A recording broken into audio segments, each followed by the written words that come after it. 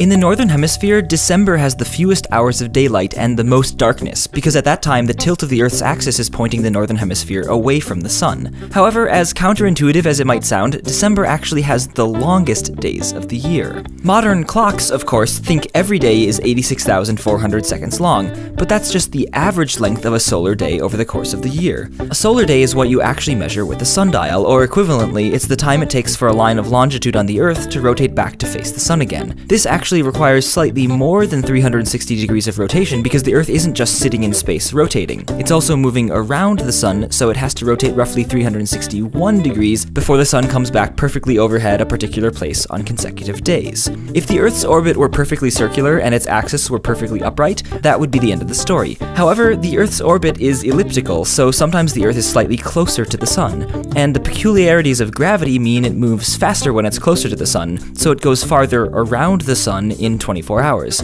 So the Earth has to rotate slightly farther before the sun comes back right overhead. 0.033 degrees farther, to be precise. More rotation takes more time, so when the Earth is closest to the sun, the real sundial measured day length is lengthened by about 8 seconds. Plus, the Earth's axis is tilted, which is what gives rise to the seasons, but also means that at the time of year when the tilt points towards or away from the sun, narrower slices of longitude are aimed directly at the sun. So as the Earth moves in its orbit, it has to rotate slightly farther in order for a particular line of longitude to catch up with the changing direction to the sun. 0.088 degrees farther, to be precise. And again, more rotation takes more time, so when the Earth is tilted towards the sun, the real sundial measured day length is lengthened by about 21 seconds. Now, by a strange coincidence, we live during a time in geologic history when the Earth's closest approach to the sun happens almost perfectly to coincide with one of the 2 times of year when the Earth's tilt is oriented directly towards the sun. So these 2 day lengthening effects add up,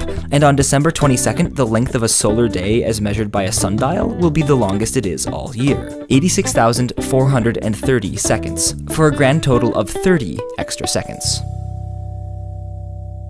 Oh, and in case you're wondering where those 30 extra seconds on December 22nd go, well, they get pushed into December 23rd, and the extra seconds from the 23rd get pushed into the 24th, and so on, which is why solar noon, or the time that the sun is directly overhead, shifts about 30 seconds later every day around the solstice. This increasing disparity between solar time and clock time is also why in the northern hemisphere, the earliest sunset happens a few weeks before the solstice, and the latest sunrise happens a few weeks after.